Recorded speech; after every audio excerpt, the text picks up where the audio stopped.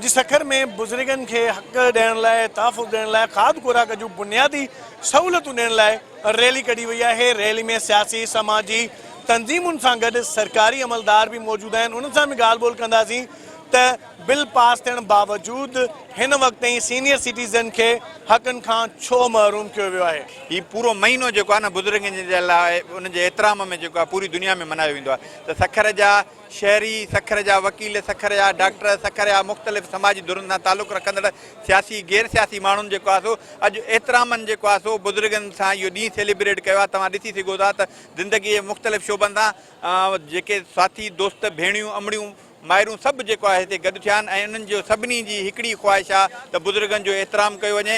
Senior citizen bill जेको 2014 Sindh assembly में पास थियो उन ते अमल कयो वञे। असल में हीअ अवेयरनेस वाक आहे 2014 जो जेको असांजो एक्ट आहे उन ते तव्हांखे इहो ॿुधाइणु चाहियां थो उन ते हाणे अमल थी रहियो आहे। बाक़ाइदा काउंसिल बणी आहे जंहिंजो असांजो एडवाइज़र सोशल वेलफेयर जो उनजो चेयरमैन आहे ऐं उन सीनियर सिटीज़न जे लाइ जेके बि आहिनि उन्हनि जे लाइ हिकिड़ो कार्ड ठहे थो जंहिंमें उन्हनि खे फैसिलिटी ॾिनी वेंदी। जेके बि मेडिकल आहे या उनजे जेके बि डिपार्टमेंटल स्टोर आहिनि, फेयर आहे, किरायो आहे, PI रेलवे जो उन्हनि खे 25 खां 50% उन्हनि खे जेको आहे सो डिस्काउंट मिलंदो।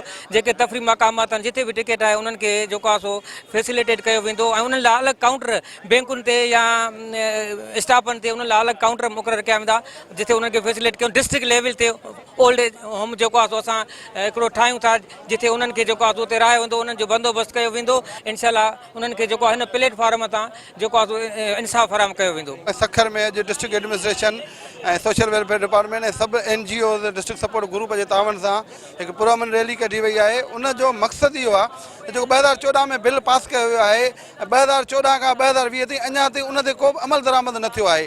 त इहा असांजी हुकूमत जी इन ॻाल्हि ते असांखे तमामु घणो अफ़सोस थी रहियो आहे त जेकॾहिं हिकिड़ो बिल पास थियो आहे उनखे 6 साल गुज़रण खां पोइ बि उन ते अमल नथो कयो वञे। रैली कढी आहे इन जो मक़सदु जेको बुज़ुर्गनि जो 2014 में एक्ट थियो सिंध गवर्नमेंट जो उनखे उजागर बि करिणो आहे ऐं उन ते अमल दरामद लाइ हीअ रैली कढी आहे। उन एक्ट जे तहत पहिरियों त जेकी आहे हिकु कमेटी ठहिणी जेको आहे जंहिंजो चेयरमैन जेको हूंदो उहो मिनिस्टर जेको हूंदो सोशल वेलफेयर ऐं उन सां ॿिया मेंबर हूंदा। अञा ताईं उहा फॉर्म न थी सघी आहे। उन जे लाइ त जीअं जेको आहे इन्हनि खे असांजा जेके बुज़ुर्ग आहिनि इन्हनि खे सहूलियतूं मिली सघनि इन लाइ फंड क़ाइमु कयो वञे। इन जे लाइ वार्ड जेको आहे अलॻि रखियो वञे, इन लाइ डॉक्टर अलॻि रखियो वञे। हिननि खे हर किराए में फैसिलिटी मिलणु घुरिजे जो 25% जेको आहे डिस्काउंट कयो वञे त इहो जीअं इहो बिल इम्प्लीमेंट थी सघे ऐं असांजा जेके बुज़ुर्ग आहिनि जिन असांखे हिन जॻह ते बीहारियो आहे उन्हनि जी असां ख़िदमत कयूं।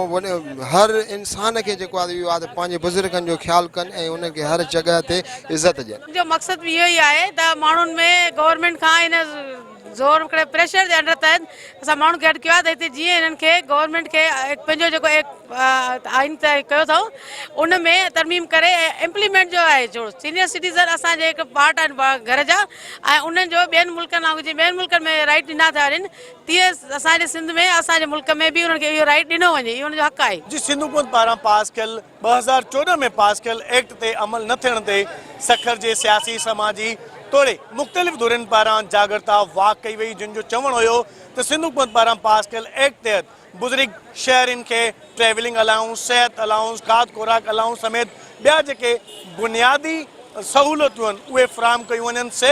सेफ हाउसिस ठाहिण जो ऐलान कयो वियो उन ते बि अमल न आहे थी सघियो। हैरत ताईं ॻणती जोगी ॻाल्हि इहा आहे त इन जे लाइ कमेटी बि ठहिणी, उहा कमेटी हिन वक़्त ताईं तश्कील न आहे ॾिनी वई जंहिं करे बुज़ुर्गनि जे तहफ़ुज़ ऐं बुनियादी सहूलियतुनि खे फ़राहम करण जे लाइ पास थियल एक्ट हिन वक़्त ताईं उन ते अमल न आहे थी सघियो जंहिं करे सखर जे साञा हंधनि में सख़्तु बेचैनी ऐं परेशानी वारी लहर छायल आहे। कैमरामैन सजाद सां गॾु फारूक सुमरो, टाइम न्यूज़, सखर।